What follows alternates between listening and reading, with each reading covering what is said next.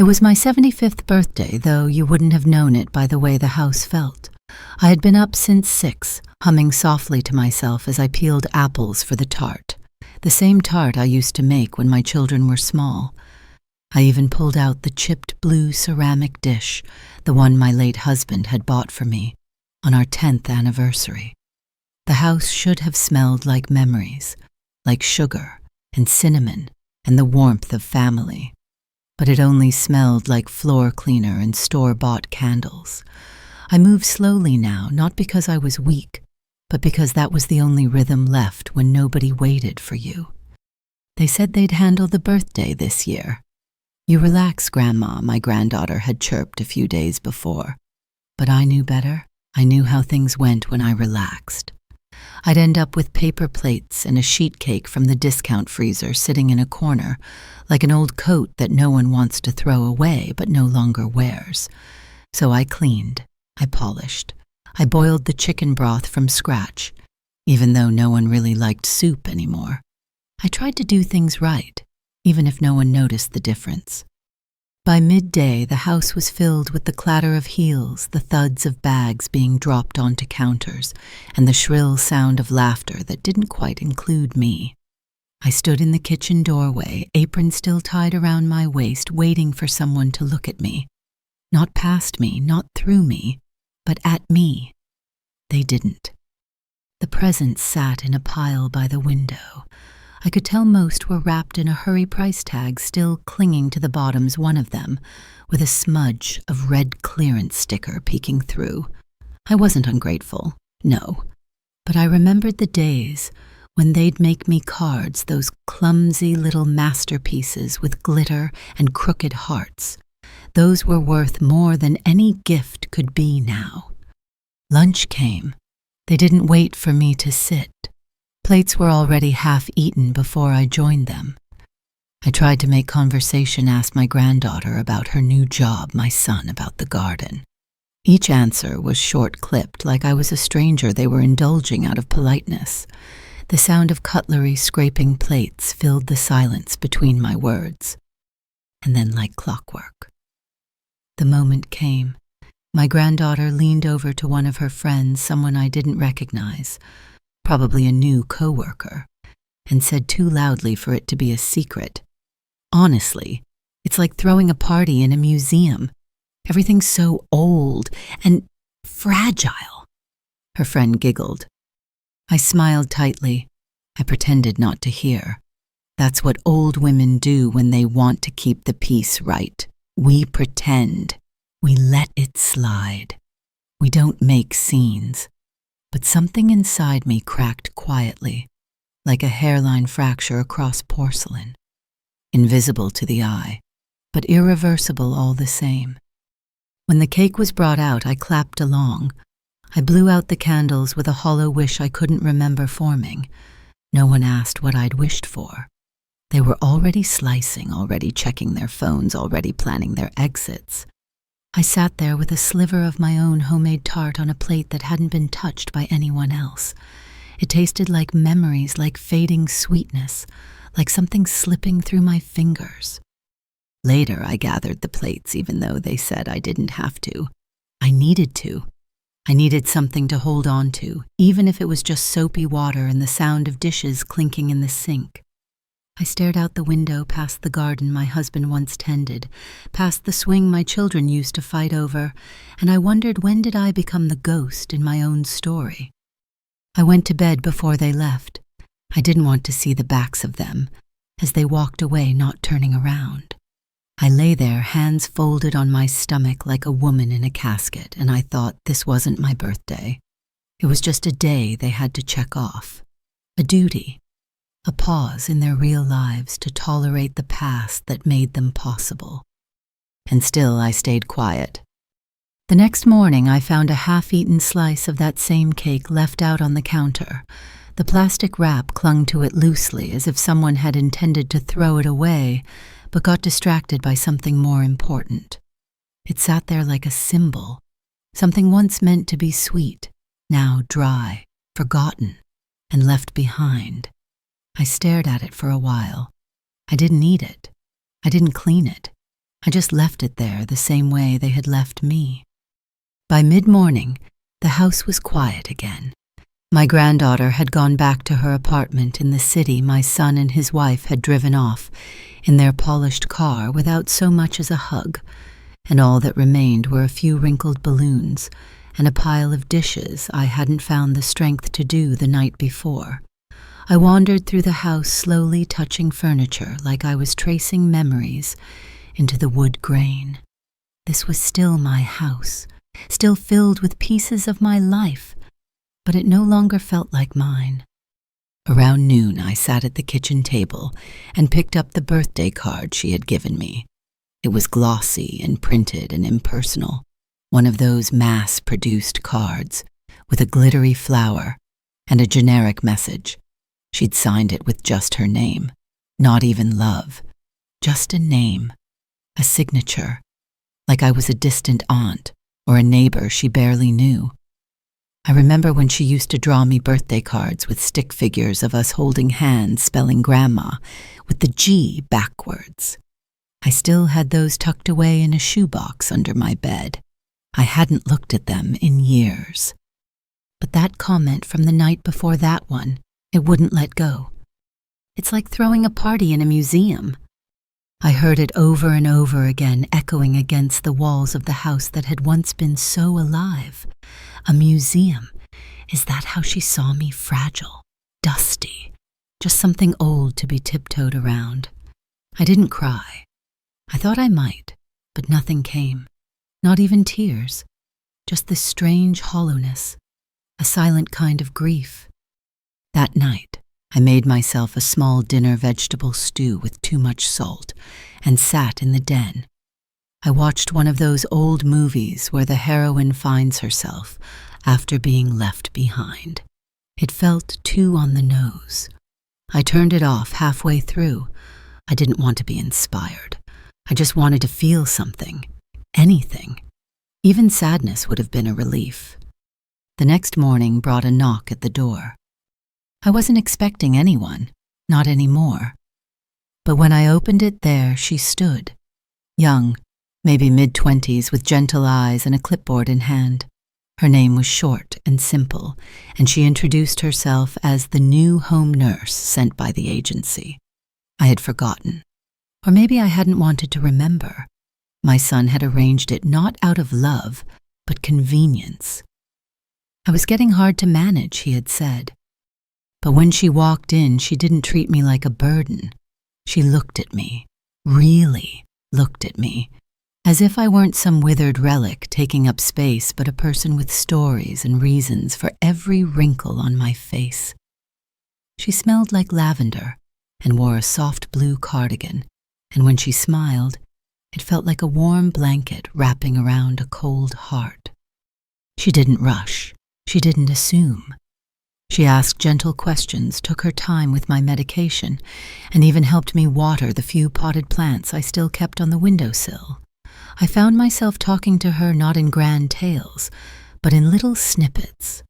I told her the roses used to be redder, that my husband had carved our initials into the back porch rail, that I used to sing while baking, but didn't anymore. She listened like those things mattered. And for the first time in what felt like years, I saw my reflection in someone else's eyes and didn't feel invisible. Later that week, I overheard another conversation. My granddaughter on the phone in the living room. I wasn't supposed to hear, but she spoke too loudly, too carelessly. "She's still here. Ugh, I thought we agreed she'd be at that facility by now." I held my breath. She didn't say my name, just she. As if I were furniture, as if I could be moved or removed or replaced with a few strokes of a pen. Something in me shifted. It wasn't anger, not the loud kind. It was something older, something deeper, like the sound of a door closing softly behind you. I stood in the hallway, hand on the banister, heart quiet, but awake. And in that stillness, I knew. I was done begging to be seen. I went back to my room, sat at the edge of the bed, and looked down at my hands. worn-veined, the skin thin enough to show every thread of a life lived in service to others. Hands that had cooked, cleaned, soothed, stitched.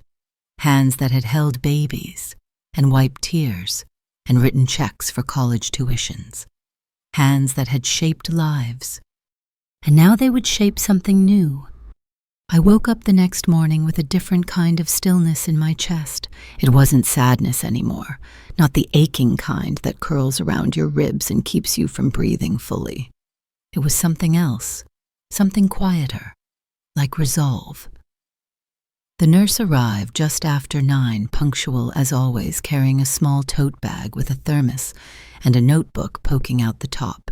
She greeted me with a gentle, "Good morning, miss," and I told her she could stop calling me that. I wasn't anybody's miss anymore. She smiled and nodded, saying my name softly with a kind of respect that made my throat tighten.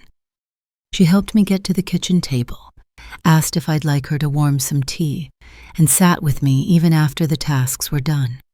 No clipboard, no ticking clock, just presence. I don't remember the last time someone sat with me just to be with me. I offered her one of the almond cookies I'd baked the week before, back when I still believed someone might care about the effort. She took it delicately, thanked me, and when she bit into it, she let out a quiet little hum of joy. "This tastes like my childhood," she said. That simple phrase made my eyes sting more than any insult had in months. Not because she meant it poetically, but because she meant it honestly. That afternoon, I found myself drifting toward the photo albums. I hadn't opened them in years. The dust was thick. I pulled one from the bottom shelf, the red leather one with the cracked spine, and laid it open on my lap. There we all were. Birthdays, school plays, Christmas mornings. My granddaughter in pigtails, laughing so hard her eyes were squeezed shut. My son holding up his diploma. My husband apron-clad, pretending to burn a turkey with that signature smirk on his face. There was love once. So much of it, enough to fill rooms. But something happened along the way. Somewhere the roots rotted while the branches still looked alive. The nurse came and sat beside me, uninvited but not unwelcome. "That's your family?" she asked. I nodded, my fingers tracing the curve of my husband's face in the photo. "It was," I said, softer than I meant to. She didn't say anything right away, just looked at the photos with me one by one, like we were visiting someone's memory together. When we came to a picture of my granddaughter, 7 years old, frosting on her nose from a birthday cake, she insisted on decorating herself. I paused. "She used to say I was her favorite person in the world," I whispered. The nurse turned to me, her voice even softer. "What happened?" I didn't know how to answer. Was it me? Was it time? Was it the way families drift when love isn't watered anymore? Later that day, I tried to help in the kitchen, just something simple, slicing cucumbers for a salad. My hands trembled more than I expected. The knife slipped once, nicked my finger, and suddenly my granddaughter was at the doorway, arms crossed, sighing as if I'd spilled red wine on her white carpet. "Just sit down," she snapped. "Please, don't make this harder than it is." I said nothing. I rinsed the blood, wrapped my finger in a paper towel, and sat. Not because I was weak, but because there was no room in that kitchen for me anymore. I watched her stir the dressing like she was performing for an audience that wasn't there. My granddaughter, all grown up and cold. Somewhere along the line, she had replaced tenderness with efficiency. When dinner was served, I wasn't asked to join them. There were only 4 chairs set. I was expected to eat earlier in the quiet. I did. Later, as I passed the dining room on my way to bed, I heard laughter. It was shrill and loud and distant, as though it belonged to someone else's home. I peeked in, not enough to be noticed, and saw them all there. The nurse had gone home. It was just my son, his wife, my granddaughter, and her friend. Their glasses clinked. The music played low. and there was no trace of me in that scene. I went to bed not angry, not broken, but tired, in a way I had never been before. Not the kind of tired that sleep fixes, the kind that settles in your bones, the kind that makes everything feel heavier, even your own heartbeat. That night the nurse's words echoed back to me. This tastes like my childhood. Simple, pure, real. She had looked at me with more gratitude over one cookie than my own blood had shown me in years, and suddenly, that fracture inside me spread, not from pain, but from awakening, like the cracking of ice at the end of winter, a promise that something new might come. I realized for the first time that maybe the people who share your name aren't always your family. Maybe love has nothing to do with blood at all. The next morning started like any other. I brewed my tea weak now since too much caffeine kept my heart skipping, and sat by the kitchen window watching the neighbor's dog chase birds it would never catch. My hands rested around the mug, warming them not just from the tea, but from the small comfort of routine. But inside something was changing. Quietly, irreversibly. A slow shift like the turning of a tide no one can see until the sand is wet and the horizon different. My granddaughter came down the stairs, face lit by the glow of her phone fingers tapping away like the world existed, only in the tiny screen she held. She didn't notice me at first. Then with a glance she offered a faint morning and went to pour herself coffee without asking if I wanted any. I didn't reply. I just watched her, this grown woman who used to climb into my bed during thunderstorms, who once cried when I snipped her bangs too short, who used to say I love you more than pancakes. She had become a stranger. No worse, she had become someone who saw me as the stranger. She turned toward the hallway but paused as if remembering something. Oh, by the way, she said, not looking up, my friend's gonna stay with us for a while. She just needs time to get on her feet. I blinked. Which friend? The one from my birthday party. The birthday that was supposed to be mine. I nodded slowly. And where will she stay? She looked confused, then annoyed. In the guest room, of course. The guest room was mine, my space.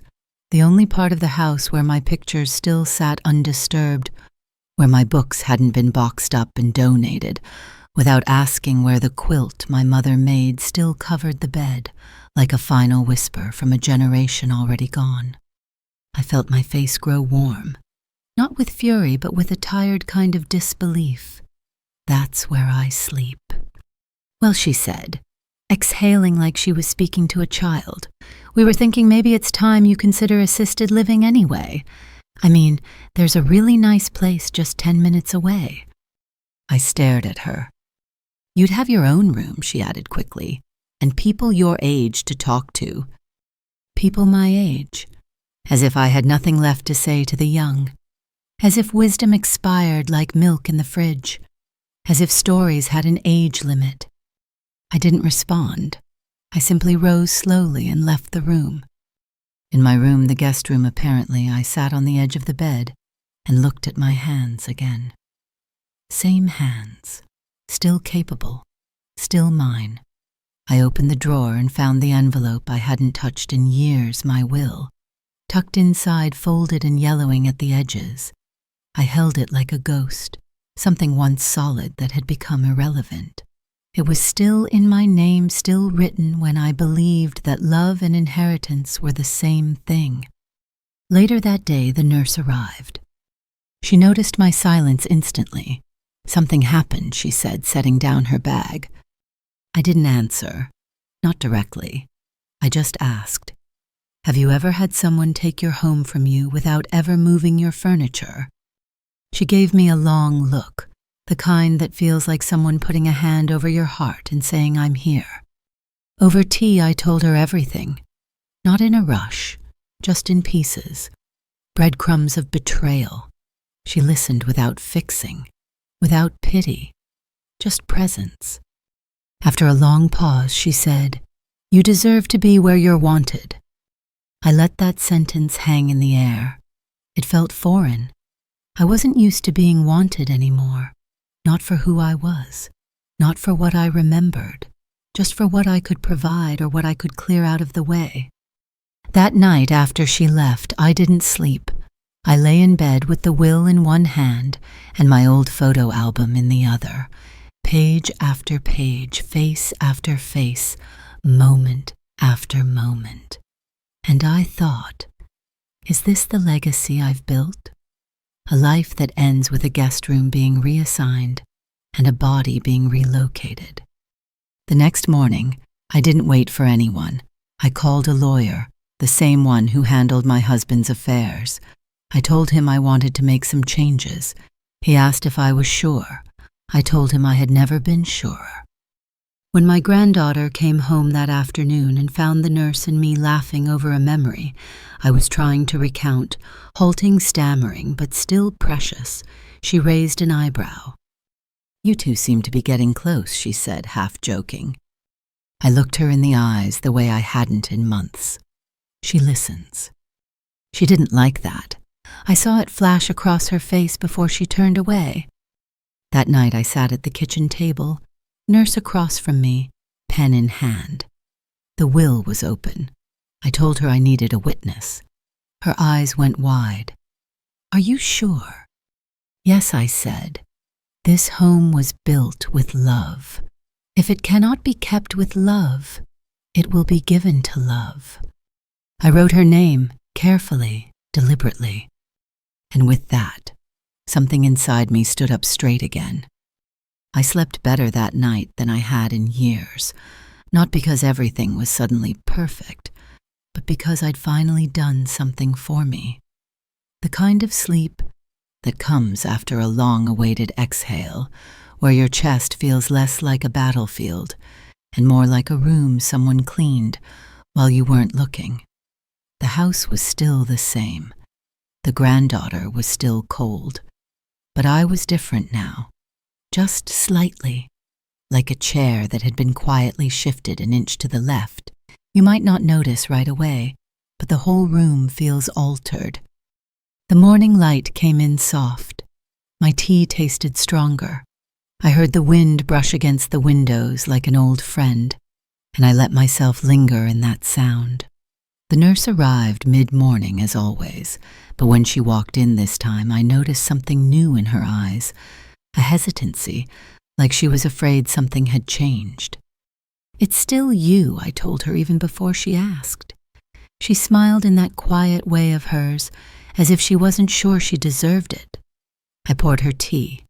We didn't talk about the papers. We didn't need to. Some things, when done with the heart, don't require repeating. They live in the air. Later that afternoon, my granddaughter returned from a shopping trip, keys jangling her phone, tucked between her shoulder and ear as she barked orders at someone. Her voice was all performance loud fast, designed to dominate the space. When she saw the nurse and I sitting together on the porch, her brow twitched. "Can you two not block the walkway?" she said, gesturing with a flick of her chin. I stayed seated. I didn't move. Neither did the nurse. "We're just enjoying the breeze," I replied, steady. My granddaughter scoffed. "Well, just don't be in the way when she gets here." I asked. "My friend. She's bringing her things over today." I took a slow sip of tea, into my room. She paused, sensing the shift in my voice. "Technically," she said, it's my room," I interrupted gently, "and this is still my house." There it was, the silence, the kind that follows a truth someone didn't expect you to speak aloud. She looked at me like she didn't quite recognize who she was speaking to. I waited, not impatiently, just with the stillness of someone who no longer feared being alone. She didn't argue, not directly, but she didn't help her friend unload the car either. The friend stayed only 3 nights. She left in a hurry after that, muttering something about bad vibes and tension in the air. I almost laughed. The tension. had been here for years. The only difference now was that it finally had a voice. I didn't gloat. I didn't celebrate. I just sat with the nurse and we watered the garden together. I showed her which plants needed more sun, which ones had survived 3 winters, and which ones were planted the year my husband died. She listened, not like a student, but like someone who knew the weight of what was being shared. That evening we had soup. I taught her how to make it the week before, and she had remembered every step, even added a little nutmeg just like I used to. As we ate, she told me about her childhood. Her mother had worked 2 jobs.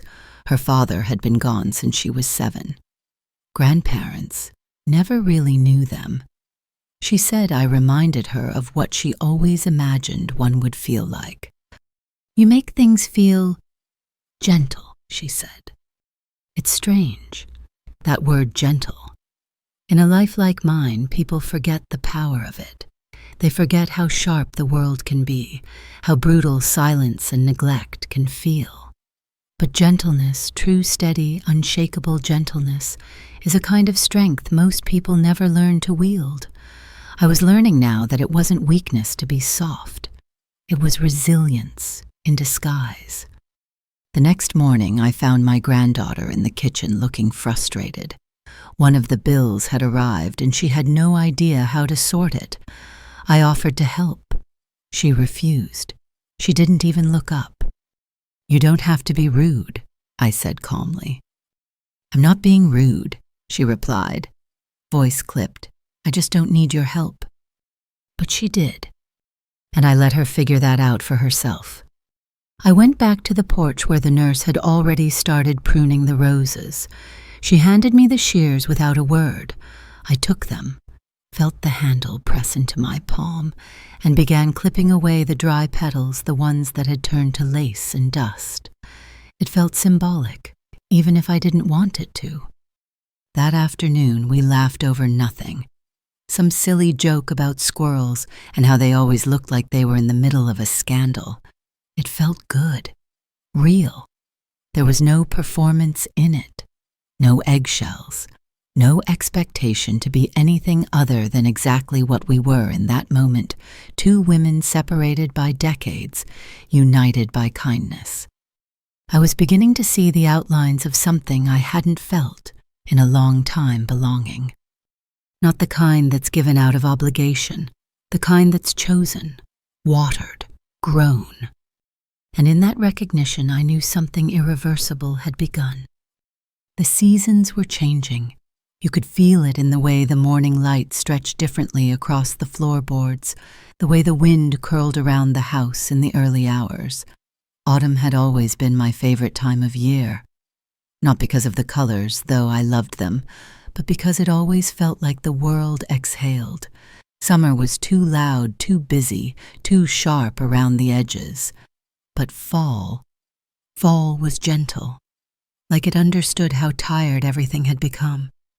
I sat on the back porch that morning wrapped in an old shawl, the one my husband had given me our last Christmas together. The nurse brought out a tray with 2 mugs of tea and a plate of shortbread cookies I hadn't tasted since I was a child. She'd found the recipe in one of my dusty cookbooks and tried it just for me. I told her they tasted like the ones my mother used to make. She smiled. Then I'll make them every week, she said. That was the moment. It wasn't big. It wasn't dramatic. But something inside me shifted. I looked at her, really looked. This young woman with strong hands and tired eyes, who somehow still managed to carry kindness like it was something she never ran out of. I had been surrounded by people for years who drained me, who made me feel like a burden to carry or a task to complete. But here was someone who gave. I asked her to sit with me a little longer. She did. We watched the leaves fall quiet as the sky and I started telling her about the first house I ever lived in. She asked questions, not out of politeness, but out of real curiosity, the kind you can't fake. I told her about the coal stove that never quite worked, about the wallpaper that peeled in the corners, about the cat that used to sleep at the foot of my bed like a little guardian. And as I spoke, I realized she was the first person in years to ask me who I had been before I was just someone's mother, someone's grandmother, someone's old lady. It struck me then how little my own family knew me anymore, not just in the way they treated me, but in the way they stopped wondering about me, stopped being curious, stopped caring about the details that make a person feel real. That evening, as the nurse was preparing to leave, I followed her to the front door. I hesitated before I said it. "You know," I murmured, "I think you're the only person who really sees me." She turned surprised. "Of course I see you." "No," I said slowly. "I mean really. Not as an obligation, not as a job, not as a name on a pill bottle." She looked like she didn't know what to say, and so instead she stepped forward and wrapped her arms around me. Gently, respectfully, not out of pity, but out of understanding. It wasn't the kind of hug that says, "I feel bad for you." It was the kind that says, "I know what it feels like to be forgotten." I cried after she left, not out of sadness, but out of relief. It had been so long since someone made me feel like I still mattered. The next day, I pulled out the shoebox from under my bed, the one with all the old birthday cards, drawings, folded notes with scribbled misspellings and too much glitter. I took them out one by one and looked at each carefully. These were pieces of a time when I still believed in unconditional love, when I still believed that what you give comes back to you, even if it takes years. But that's not always true. Sometimes what you give gets lost in the people you give it to. Sometimes they grow past you. Sometimes they choose to forget the sacrifices, the nights you stayed up sick with worry, the meals made with the last bit of your energy, the applause you gave even when no one clapped for you. My granddaughter came home early that afternoon, slamming the door and throwing her bag onto the couch. She was on the phone again, angry about something, her boss, her rent. I don't know. It all blurred together now. She didn't even look at me as she stomped upstairs. I stared at her retreating figure and thought, I raised you to be strong, but I didn't mean for you to become hard. I didn't follow her. I didn't ask what was wrong. I didn't offer to listen. Instead, I returned to the living room where the light filtered through the curtains like warm breath. I sat in my chair, one I had quilted myself back in my 50s, and I breathed deeply. The house was still full of memories, but now I wasn't drowning in them. I was beginning to choose which ones I'd carry forward and which I'd let go. That night I wrote a letter. Not to my granddaughter, not to my son, but to myself. I wrote about the woman I used to be, the one who made paper dolls out of old catalog pages, the one who kissed scraped knees and stayed up late sewing Halloween costumes from scratch, the one who used to dance in the kitchen when no one was watching. I reminded myself that she still lived here, inside me, beneath the hurt, beneath the silence, beneath the years. And I promised her something: I won't let you disappear just because they stopped noticing.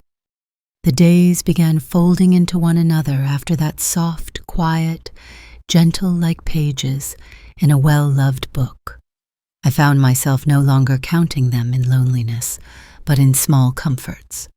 The morning the nurse brought me cinnamon bread. The afternoon we planted daffodil bulbs by the back fence. The evening she helped me repot the wilting rosemary and told me her grandmother used to call it the herb of memory. I hadn't thought of that phrase in years, but hearing it again felt like someone opening a window I didn't realize had been shut. She became a part of the house in the way that only kindness can, fitting into corners without cluttering them, filling silences without breaking them. We started having lunch together in the sunroom, where the light spilled across the floor in long golden bands. I began to look forward to those moments more than I ever had dinner with my own family. One day, As we sat folding laundry together, she asked me something no one had asked me in decades. If you could go back in time and relive one day, which would it be? It took me a moment, not because I didn't have an answer, but because I hadn't let myself want anything in a very long time. I'd go back to the day my husband finished building the swing out back, I said finally. He brought me lemonade, took off his gloves, and asked me to be the first to try it. I was barefoot. It had just rained. The air smelled like dirt and blossoms. She smiled. That sounds like peace. I nodded. It was. There was a long silence after that. Not awkward, just full. And I realized that was what I missed most. Fullness. Not noise, not chaos. Just the quiet fullness of being seen, being safe, being allowed to take up space without having to prove your worth. It was sometime that week, maybe Wednesday, when I heard the conversation that finally unknotted everything. My granddaughter was in the hallway on another call. She never checked to see if I was nearby. Her voice carried. No, she hasn't died yet, but the nurse is there all the time now. Honestly, I wouldn't be surprised if she's trying to get into the will or something. I didn't move. She's not even family, just some caregiver with soft eyes and a halo complex. But my grandma's always been a sucker for people who act sweet. I swear the second she goes, that house is mine. That house is mine. I felt my breath grow tight, not from surprise, but from confirmation. I'd suspected this for a long time, that I wasn't a person anymore, just a placeholder, a bridge between now and inheritance. I didn't say anything, didn't make a sound. I just turned back into my room, shut the door quietly, and sat down. My hands trembled not with weakness, but with something stronger, a power waking up. I waited until the nurse arrived the next morning. She found me sitting in the sunroom, a folder in my lap. I handed it to her. What's this? Everything you need, I said, if something were to happen to me. She opened it carefully. Inside were copies of the updated will, insurance, house deed, medical directives. I had even added a little note in my handwriting for the one who stayed. Her hands trembled. I can't accept this. I smiled. You already have. She tried to argue, said she didn't deserve it, that she was just doing her job. I let her speak, and when she was finished, I simply said, You're the first person in years who has treated me like I'm more than my age. You listened. You helped me feel alive again. That's more than anyone else has done for me. That's not a job. That's love. She cried then, and I didn't stop her. That afternoon, the nurse and I went through the attic together. I wanted her to know the stories behind the things, why the old sewing machine still rattled, what the dent in the copper pan meant, which quilt was stitched during the winter of '82, when the pipes froze and we huddled around the fire with 3 pairs of socks each. I didn't want the house to be just walls. I wanted her to know it, to inherit the life, not just the property. And in those hours, something incredible happened. I watched her begin to cherish things before they were even hers. Not because she wanted ownership, but because she understood stewardship. That night, my granddaughter knocked once on my door. I didn't answer, not out of cruelty, but because I no longer needed to. The next morning began with rain, the soft kind, the kind that doesn't pound but whispers. I watched it through the kitchen window, small rivulets trailing down the glass like memory made visible. The nurse was already there making tea the way I liked it, setting it on the table before I could even ask. She always remembered the details. I think that's how I knew she loved me, not in the way people write in cards, but in the way someone remembers that I like my eggs a little runny, or that I can't stand the smell of bleach, or that I hum when I shell peas without realizing it. She asked if I wanted to go for a walk. I said yes, even though my knees ached. She wrapped a scarf around my shoulders and waited patient as ever as I tied my shoes. We didn't say much, just stepped out into the gray morning like two women chasing nothing but the rhythm of their own quiet. Around the corner from the house is an old church, long unused its bell tower, leaning just slightly to one side. I've passed it hundreds of times, but never really looked at it until that day. The bricks faded and cracked, ivy claiming half the walls. It looked forgotten, but not unloved, like something that had given all it had and then simply rested. I said half to myself, I think I know how that building feels. The nurse gave my arm a gentle squeeze but said nothing. She didn't have to. When we got home, the mailbox was overflowing. I sorted through the letters, bills, advertisements, another glossy flyer about the retirement village my granddaughter had circled weeks ago in red ink. Top-tier care, memory services, pet-friendly. I tossed it straight in the trash. And then I saw it. An envelope addressed to me, no return address, my granddaughter's handwriting. I opened it with a hesitant breath. Inside was a note, brief, emotionless. I heard from someone that you've changed the will. I hope you know what you're doing. That was it. No greeting, no love, just a sentence sharpened like a blade. I folded it once, then again, until it was small enough to forget. I didn't throw it away, not yet. I left it in the drawer next to the emergency flashlight and a collection of loose buttons I could never seem to sort. It belonged there among things I didn't quite need, but couldn't yet part with. The nurse found me later that afternoon in the garden. I was on my knees, dirt under my fingernails, trying to plant tulips before the cold came for good. She didn't scold me, just knelt beside me with a gentle smile and took over the digging. I told her about the time I tried to grow tomatoes and ended up with exactly two, one rotten one, bitten by a squirrel. Sometimes, I said, brushing hair from my face, you give everything you have to something, and it still doesn't bear fruit. She paused, and sometimes you plant something without expecting anything back, and it surprises you. I looked at her, then really looked. Her eyes were soft and tired, but steady. She wasn't perfect, none of us are, but she showed up. Every day, not for a paycheck, not for inheritance, but because she chose to. That night I sat with a pen and a fresh sheet of paper. No lawyers, no formality. Just me trying to shape gratitude into sentences. If you're reading this, I began, then I'm probably gone, and I want you to know something no legal document could ever fully express. You saved me, not from death, but from loneliness, from feeling like my years had turned me invisible. You gave me the gift of being real again, of laughing again, of mattering again.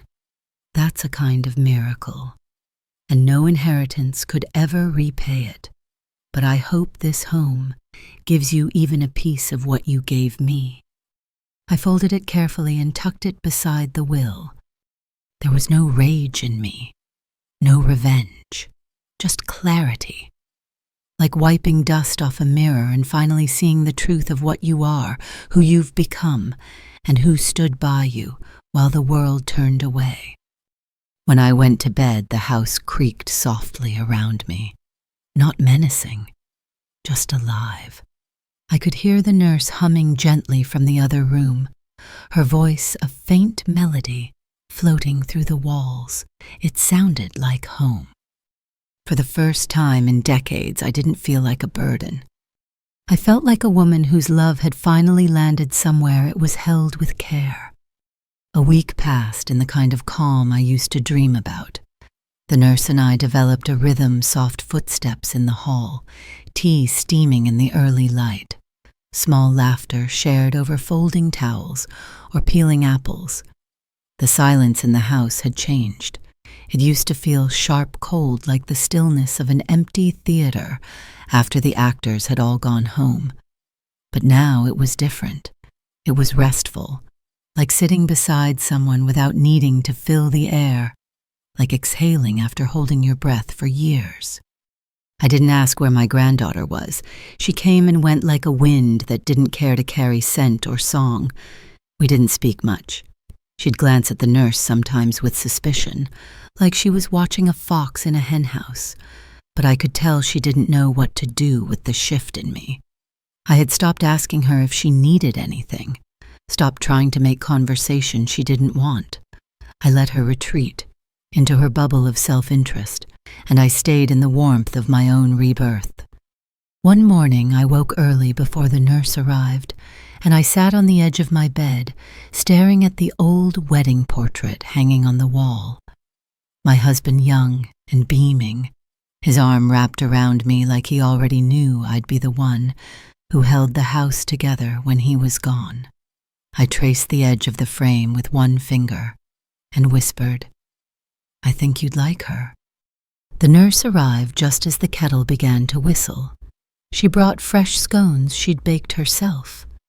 They weren't perfect, slightly over-browned on the bottom, but I loved them all the more for that. I told her as much, and she laughed, brushing flour off her sleeve like a little girl, proud of a crayon drawing. I hadn't realized how much I missed pride. Not in myself, but in someone else, in nurturing, in witnessing. We sat on the porch again that day, watching the wind comb through the trees. She asked me to tell her about the first time I fell in love. My breath caught for a second, not from sadness, but from surprise. No one had asked me that in decades. So I told her about the boy who brought me wildflowers wrapped in notebook paper, about dancing barefoot in the rain behind the old schoolhouse, about the way he made me feel like the most interesting story ever told. She listened wide-eyed as if I were reciting a fairy tale. When I finished, she placed her hand gently over mine. "You have so much inside you," she said. "So much that the world forgot to ask about." I blinked back tears. I think I forgot too. That night after she left, I sat in the den and opened a drawer I hadn't touched in years. Inside was a stack of letters, ones I'd written but never sent. Notes to my children during hard times. Apologies I thought might someday matter. Stories I wanted them to know about my younger self, the woman behind the apron, and the checkbook, and the discipline. But they had never asked for them. I sat there, fingers trembling slightly, reading words my younger self had written with such hope, and I realized something I hadn't wanted to admit. Until now, I had been holding on to a version of my family that didn't exist anymore. Maybe never had. They were not cruel, not monsters, but they were indifferent, thoughtless. They had forgotten that love, real love, is not a one-time gift. It's a habit, a practice, a devotion renewed daily. The next morning I decided to clear the house. Not sell it, not empty it, but clear it of things that didn't hold meaning anymore. Trinkets kept to please others, clothes that no longer fit my life, books I'd never read again, saved because someone once gave them to me with a polite smile. The nurse helped me, of course. We created piles. Keep, donate, let go. And in the process I felt lighter, not just in space but in spirit. Every drawer we opened, every box we sorted, was like peeling back the layers of a life that had been lived too long under the weight of obligation. In the attic we found my old sewing machine, rusted and stubborn. She asked if it still worked. I said I didn't know. She asked if I wanted to find out. I said yes. We brought it downstairs and dusted it off. She threaded it with surprising skill. I later learned her mother used to sew their clothes growing up, and we picked out a piece of fabric from my old stash. Pale blue with tiny white blossoms. I didn't even know I'd kept it. We sat there for hours stitching and talking. I didn't make anything special, just a little pouch. But it felt like a beginning, like creation, like I wasn't finished yet. That night I left it on her chair with a note. Thank you for giving me back the needle. A few days later, my granddaughter came home in a rush, heels clicking sharply against the floorboards, a tension in her shoulders that preceded her words. I was sitting quietly in the living room with the nurse, a blanket draped over my legs, sipping peppermint tea. We were talking about planting lavender come spring, how it helped with sleep and reminded her of her childhood. The house smelled of cinnamon, a pie cooling on the kitchen counter. It was peaceful, still, until the door opened. "Can we talk?" my granddaughter asked, standing in the threshold like a storm. The nurse looked to me. I nodded. She rose quietly and stepped into the garden. My granddaughter didn't sit. She stood with her arms crossed, her jaw tight. "I heard from Uncle Mike," she said. I didn't reply. "He told me what you did, with the will." Still I said nothing. Her voice sharpened. "You're giving everything to her." "A stranger, some nurse you've known for a few months." "She's not a stranger," I said softly. "She's someone who stayed, someone who saw me." "I've been here too," she snapped. "I've taken care of things." I looked at her then, really looked. "Have you?" That question hung in the air like dust in sunlight, heavy and undeniable. She faltered. I manage the house. I shop. I drive you when you need it." "Yes," I said, "you manage me, but you stopped loving me a long time ago." Her face tightened. "That's not fair." "Neither is being treated like I don't exist," I said, still calm, still steady. "Neither is being spoken to like a burden, or being moved out of my room for your friend." She turned away then, walking a few paces across the room, hands on her hips, like she was bracing against a wind she hadn't expected. "So you're punishing me," she said, her voice smaller now. "No," I whispered, "I'm releasing you." She turned back, eyes full of disbelief. "Releasing me from what?" "From pretending," I said. "From faking love, because it comes with a price tag. From the performance of family without the heart of it." For a moment she looked like a child again, uncertain, scared, angry, without knowing why. I felt the pull of guilt rising like it always had, the instinct to comfort, to soothe, to rescue. But I didn't move. I stayed still. She sat finally across from me, her body suddenly heavy. "I didn't mean to make you feel unwanted," she said, barely audible. "But you did," I replied. She swallowed hard. "Is it too late?" I let the question settle before I answered. Too late for the house. Yes. Too late for the inheritance, yes. But not too late to remember how to love me if you want to. She nodded slowly, tears rising but not falling. "I don't know how," she whispered. "You start," I said gently, by listening. She left not long after, quietly. No slammed doors, no final words, just the slow, uncertain shuffle of someone who had run out of ways to justify their own neglect. The nurse came back in, brushing a bit of dirt from her sleeve. She didn't ask what was said. She just resumed her seat beside me and offered the last slice of pie. I took it and let the silence fall around us again, this time soft and shared. That evening I sat alone in my room for a while, letting everything settle. I thought of all the years I'd spent giving and giving, waiting for it to be noticed, for it to be returned. And then I thought of how it finally had been just not by the people I'd expected, not by blood, but by heart. Sometimes family is an accident, and sometimes it's a choice. I remembered something I'd read once, a line from a book I couldn't name anymore. Sometimes the people who build you up aren't the ones who built you. I smiled at that. Later, I joined the nurse in the kitchen. We washed the dishes together, our sleeves rolled up, hands, wet faces, tired but light. She told me about a stray cat that had started following her on her walks. I asked if she thought it might need a name. She said, Maybe something like chance. And we laughed. Not because it was particularly funny, but because there was room now for lightness, for silliness, for beginnings. The next morning I woke before the sun. The house was still. I moved through it quietly, touching the walls, the frames, the worn banister. I whispered thank you to each room, not for what they had held, but for what they had taught me. I didn't feel angry. I didn't feel bitter. I felt free. And freedom, I'd come to learn, doesn't always arrive with applause. Sometimes it arrives in the form of a nurse humming softly in the other room, the scent of tea steeping in the air, and the simple, quiet knowledge that you finally said yes to yourself. That day felt different the moment it began.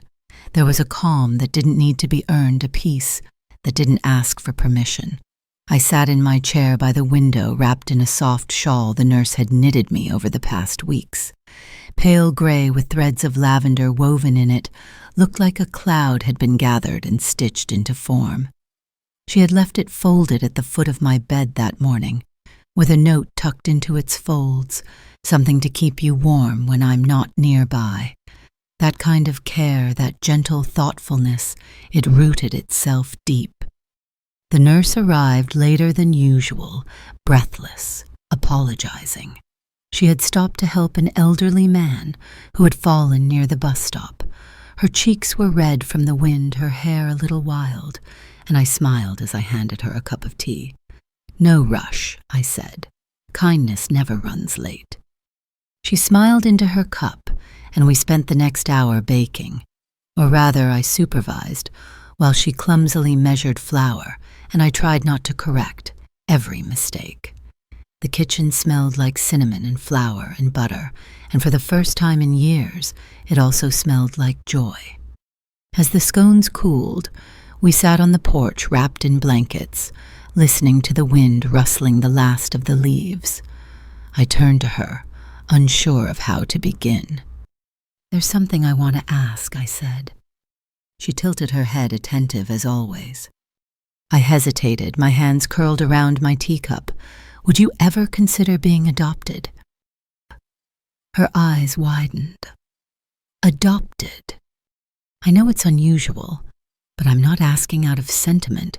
I'm asking out of truth. You've been more of a daughter to me than my own has managed to be in decades. I want to make it real." She didn't answer right away. She set down her cup, reached for my hand, and held it between both of hers. "I don't need paperwork to love you," she whispered. "I know," I said, "but I want the world to know. I want it to be written somewhere that you are mine, not because I needed someone to take care of me, but because you did. And you did it with love." Her eyes filled with tears, and she nodded, quietly, without ceremony, just a nod that said yes in the deepest way a person can. That evening I wrote another letter, this time to my lawyer. "Please begin the legal process for adult adoption," I wrote. "She is my daughter in every way that counts. It's time to let the ink say what my heart has known for months." I signed it slowly with the same careful handwriting I had used to sign school permission slips and birthday cards decades ago. My name steady and sure. For once it wasn't being used to give something away, but to claim something sacred. Later that night, my granddaughter stormed into the room. She had overheard a phone call, probably the lawyer confirming the adoption process, and her face was tight with fury. "You're replacing us now," she spat. I met her eyes calmly. "No, I'm finally choosing someone who didn't need blood to show up for me." She laughed bitterly. "You're out of your mind." "Maybe," I said softly, "but for the first time in a long time, I'm not out of my heart." She threw up her hands and left the room. No slamming doors, just cold silence in her wake. I didn't chase her. I simply turned back to the window where the moonlight lay soft across the floor and listened to the faint music playing from the nurse's room. A vinyl record, something old and slow and full of ache, That night before bed, the nurse knocked gently and peeked in. "Are you sure?" she asked.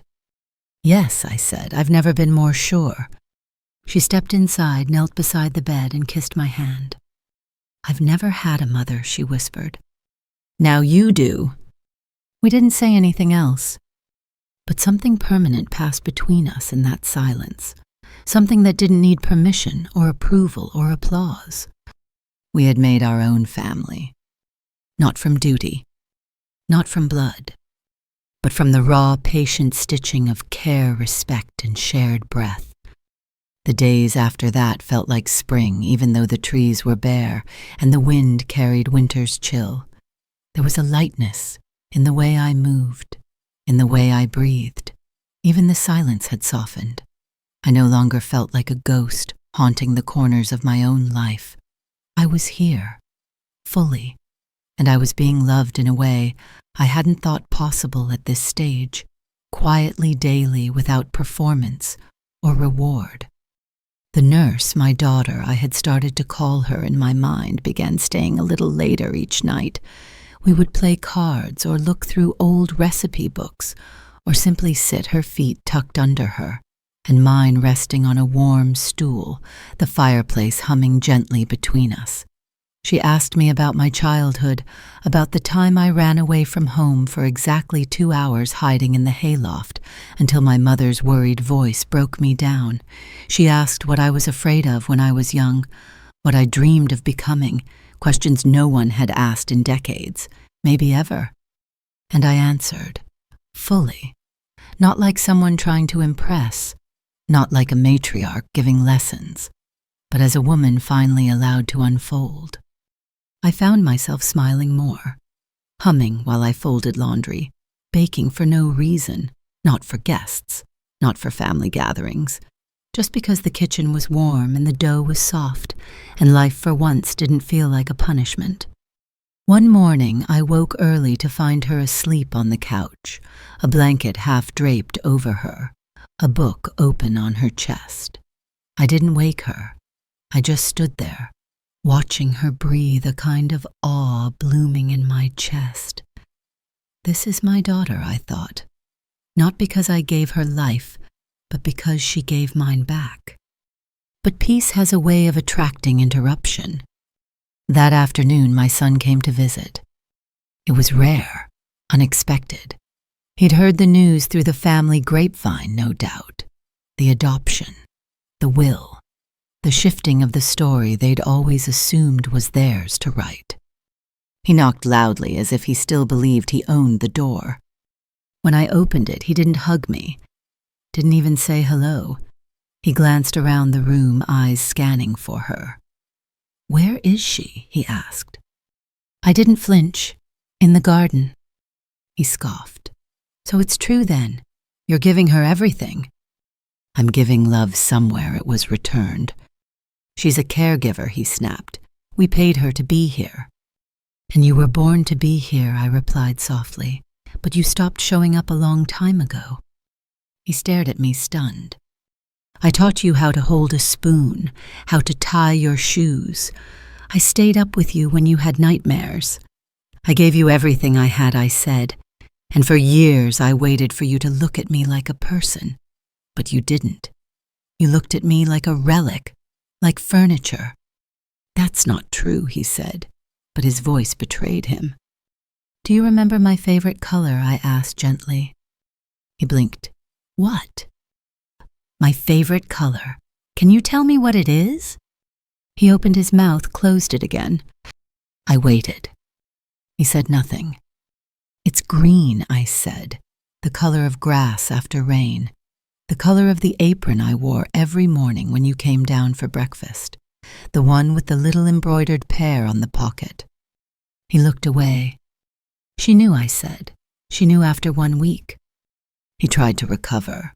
"So you're replacing us?" "No," I said. "I'm finally choosing someone who chose me back." His voice rose. "You're rewriting our history." "No," I said again, quieter. "I'm correcting it." He didn't stay long. Said he had a meeting, that he'd call soon. I didn't believe him. He didn't expect me to. When he left, the silence that followed was not painful. It was peaceful, like the house exhaled too. Later, the nurse came inside, cheeks red from pruning gloves in hand. "Was that your son?" she asked gently. I nodded. "Are you okay?" I looked at her, really looked, and said, "I'm finally more than okay." That evening, I pulled out my old sewing box. I hadn't opened it in years. The thread had dulled the scissors, rusted at the hinge, but it still smelled like lavender sachets and long-forgotten patience. I called her into the room. "Sit," I said. She obeyed, puzzled. I took her hand and measured her wrist. She laughed, confused. "I'm making you something," I said. She smiled. "What is it?" "You'll see." It took me 3 days, stitching slowly, my fingers slower than they once were. But the rhythm was soothing, familiar. And when it was done, I handed her a soft, pale blue bracelet with tiny white embroidery, her initials surrounded by rosemary leaves. She held it like a treasure. "It's beautiful." "It's a beginning," I said, because that's what she had become. Not a chapter, but the beginning of the rest of the story. It was a quiet Sunday when I decided to clear out the hallway closet, the one near the front door that had become a resting place for things no one remembered owning. Dusty umbrellas, forgotten scarves, a broken vacuum hose, a box of family photos that had never found their way to albums. I sat cross-legged on the floor, sorting through it all while the nurse swept the porch just outside. Through the open window, I could hear her humming some old song I used to play on the radio when my children were young. Funny how that melody still knew its way around the house, even when the people didn't. As I lifted the photo box onto my lap, something slipped out, a Polaroid bent at the corner. It was my granddaughter, maybe 10 years old, sitting on my lap, a birthday cake in front of us. My hands were wrapped around her tiny waist, her smile wide, wild, still full of trust. I held that photo for a long time, the edges of it soft with time. That moment had once felt like forever. But forever is a tricky thing. Sometimes it ends without telling you. I set the photo aside gently. It wasn't anger I felt. It was grief. Grief for what had been, not for what is. Grief for the girl who once reached for my hand, and the woman she grew into, who no longer saw me clearly. The nurse came inside and saw me on the floor. "Need help?" "I don't know," I said, holding up the photo. "Do you think memories can forgive us?" She sat beside me, pulled her knees to her chest. "I think memories don't need to forgive. I think they just wait for us to look at them, honestly." That struck something deep, deeper than I expected. We spent the next hour sorting through the photos together. I told her stories as we moved through them, who was who, what the occasion was, why that particular day had stayed frozen in time. She listened like each moment mattered, like I mattered. She asked about my wedding, about my first home, about the garden I planted when I was 9 months pregnant and too stubborn to wait for help. I told her about how I used to dance alone in the living room when the house was finally quiet after bedtime, barefoot on the cool tile floor, pretending the night was just mine. "You were always more than they saw," she said quietly. That afternoon, I placed the Polaroid in a wooden frame and set it on the mantel. Not because I missed her, as she was now, but because I wanted to remember the part of her that had once known how to love without conditions. That girl still existed somewhere, maybe buried, maybe asleep. But I chose to honor the memory, not the wound.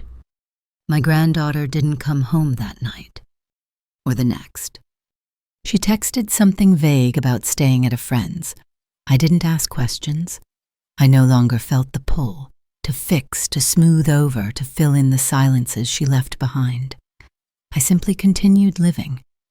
The nurse, my daughter, started bringing in pieces of herself, too. A plant on the windowsill, a few books on the shelf, a framed photo of her and her mother from years ago. This house, which had once felt like a museum of my old life, now breathed again. It didn't just contain the past, it was becoming something new. One evening we were sitting together on the porch, watching the sky bloom into a soft mauve, and she said, "I've been thinking of going back to school." I looked at her, surprised and proud.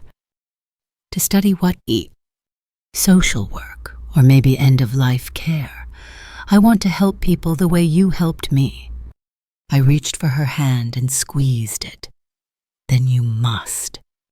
It wasn't just a dream she had, it was a calling, and to witness it taking root under this roof where I once felt forgotten.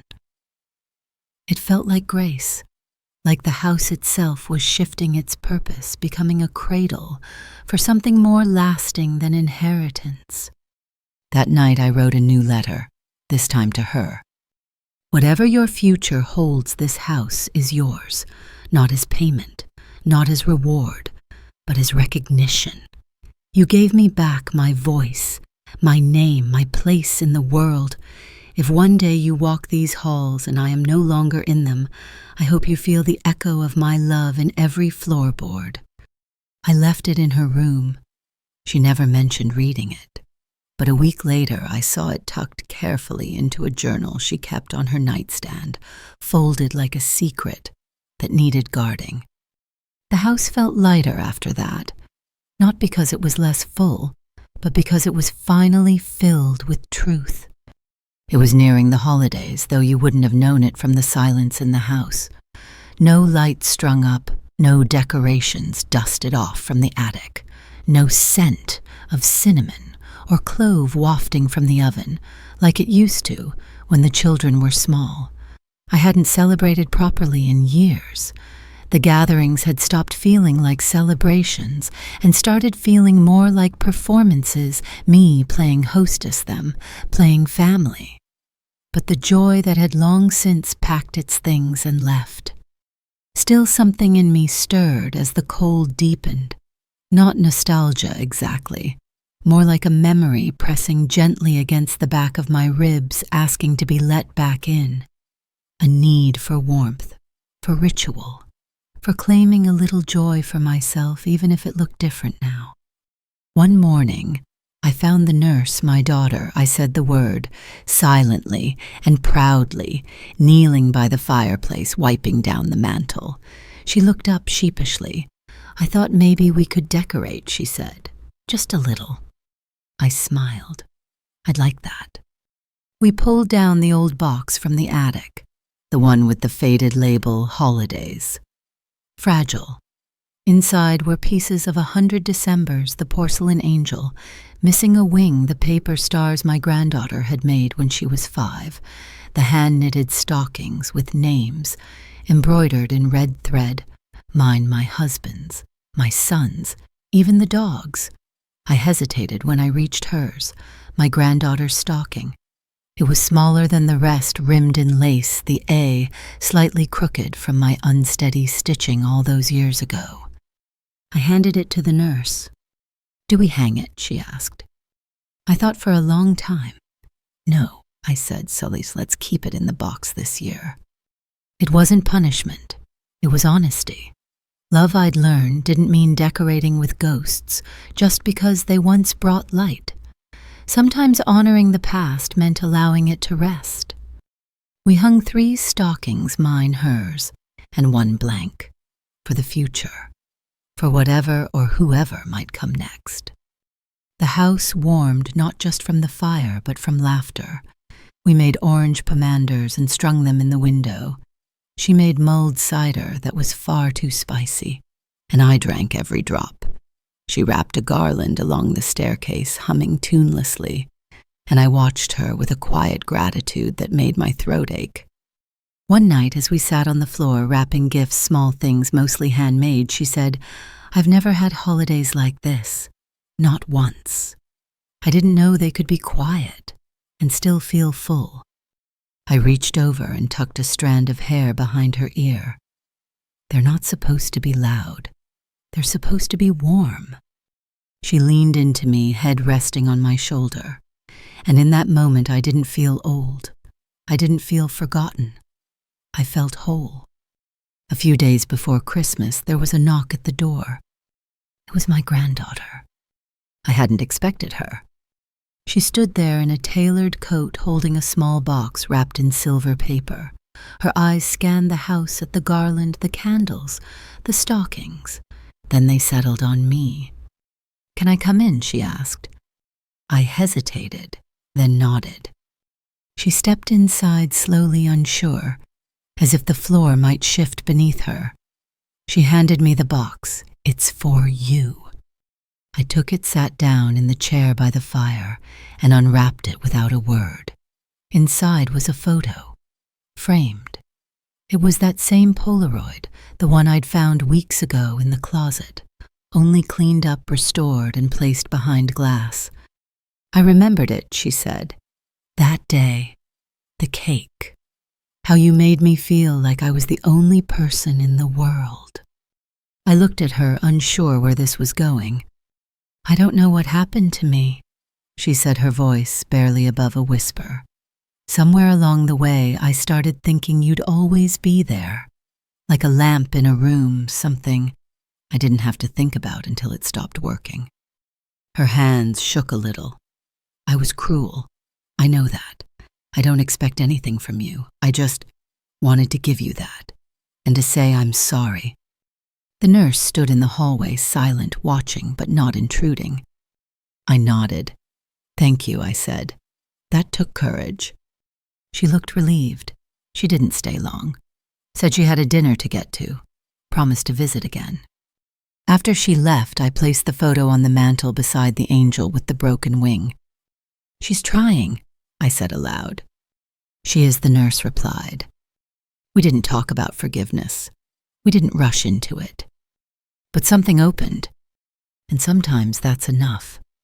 The morning of Christmas Eve arrived with a soft hush over everything, the kind of quiet that feels sacred, like even the air is holding its breath.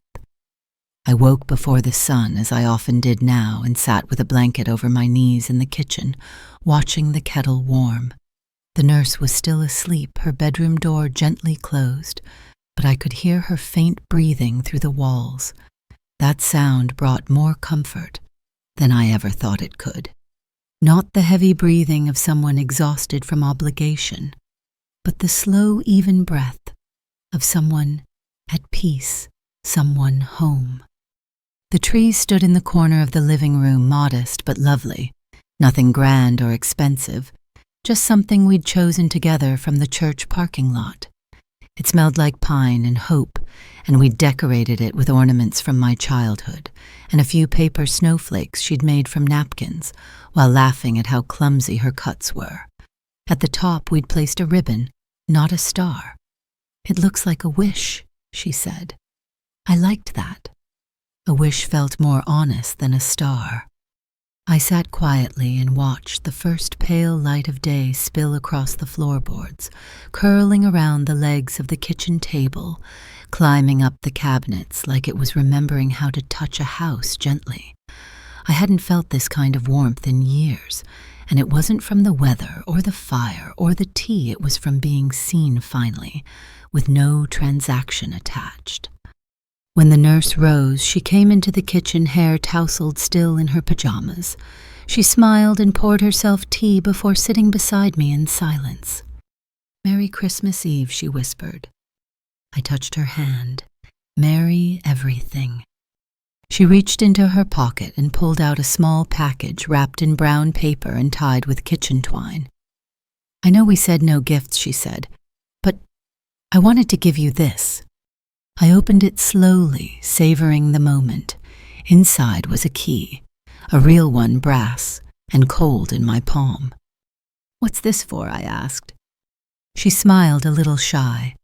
"I had a copy made, in case you ever want to come visit. Wherever I end up, if you ever want to stay." My throat tightened.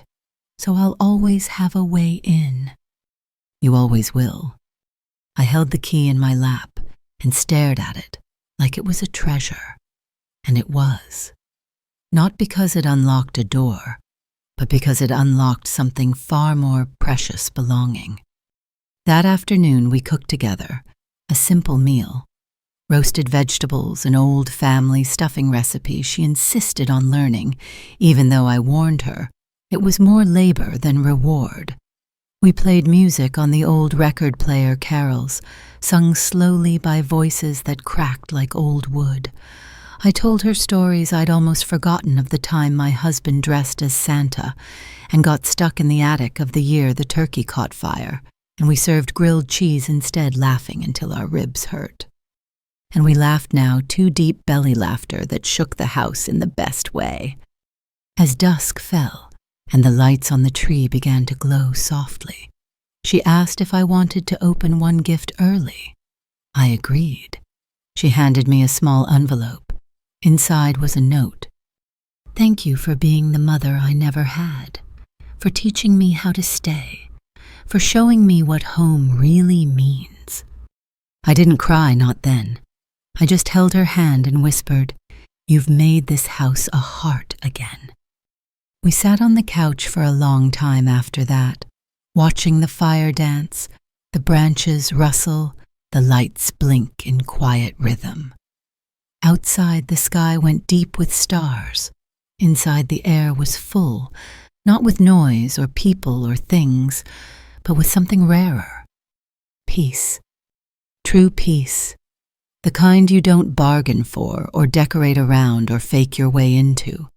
The kind that arrives softly after a storm, carrying only silence and understanding. I looked over at her, this woman who had entered my life like a whisper and grown into something immovable, and I thought of all the years I'd wasted, hoping for love from those who couldn't give it. I had spent so long being loyal to blood that forgot how to bleed for me, but no more. This was my family now. Chosen, earned, real. And in the quiet that followed as the fire crackled and her head rested on my shoulder, I thought. I didn't need to raise my voice. I just needed to remember my worth. Some endings are just beginnings with the noise turned off. I gave them silence, and in it I found peace. There's something sacred about silence when it no longer means emptiness, when it comes after truth has been spoken, when it wraps itself around you, not like a shroud but like a warm shawl, pulled gently over tired shoulders. That was what my life had become, a quiet that finally felt earned. I no longer counted the years behind me with regret. I counted the moments ahead, however few, with reverence. I rose slower, yes. My body ached in places that no medicine could mend. But my heart, oh, my heart had softened again, unfolded like old petals still capable of bloom. Sometimes I would sit by the window in the late afternoon, wrapped in that lavender shawl she made me, and I would close my eyes.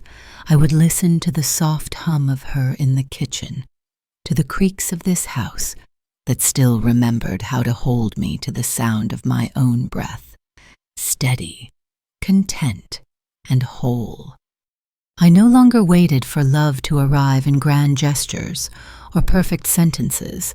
I found it in the way she placed a cup of tea beside me without asking, in how she refolded the quilt at the foot of my bed, and how she looked at me like I was still worth knowing. And so when my time does come, and I know it will, I won't go bitter or broken. I'll go full, not because I had everything, but because I found something rare, someone who stayed, someone who saw me, someone who chose me not by blood, but by heart.